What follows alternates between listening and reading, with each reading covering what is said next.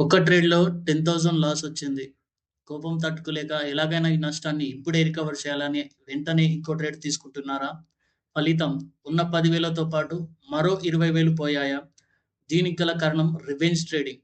Stock మార్కెట్‌లో 90% of the traders తమ అకౌంట్‌లను ఖాళీ చేయడానికి ప్రధాన కారణం ఇదే.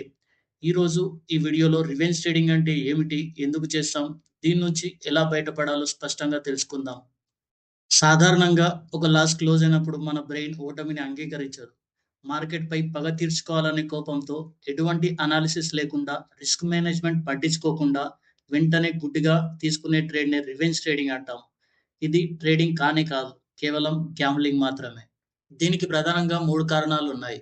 ఈగో. నా అనాలిసిస్ ఎప్పటికీ తప్పు కాదు. మార్కెట్ నన్ను ఎలా ముంచుతుంది అనే ఆలోచన. Second one fear of loss. నష్టం పట్ల భయం. లాస్‌ను హోల్డ్ చేయలేక వెంటనే ట్రేడ్‌లు చేసి రికవర్ చేయాలనుకోవడం. Last one over trading. Control లేకుండా లాట్ సైజ్ పెంచేయడం. ఎప్పటికైనా ఈరోజే లాస్‌ని రికవర్ చేయాలనే ఆలోచనతో ఓవర్ ట్రేడింగ్ చేయడం. ఈ మైండ్ గేమ్‌ని ఎలా బ్రేక్ చేయాలో చూద్దాం.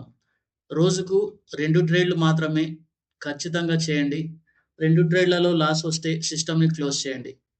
ఏదైనా పెద్ద లాస్ వచ్చినప్పుడు 30 నిమిషాల పాటు స్క్రీన్ నుంచి పక్కకు జరగండి. డైలీ లాస్ లిమిట్ ఖచ్చితంగా పెట్టుకోండి. ఉదాహరణకి 2000 లాస్ వస్తే ఈరోజు ట్రేడింగ్ క్లోజ్ అని మీరు ఫిక్స్ అయితే 2000 లాస్ వచ్చినప్పుడు స్క్రీన్‌ని క్లోజ్ చేసేయండి. గుర్తుంచుకోండి, మార్కెట్ ఎప్పుడు ఇక్కడే ఉంటుంది. కానీ మీ క్యాపిటల్ పోతే మళ్ళీ రాదు. మీరెప్పుడైనా రివెంజ్ ట్రేడింగ్ చేసి లాస్ అయ్యారా? కామెంట్‌లలో చెప్పండి. వీడియో నచ్చితే లైక్ చేయండి, సబ్స్క్రైబ్ చేయండి.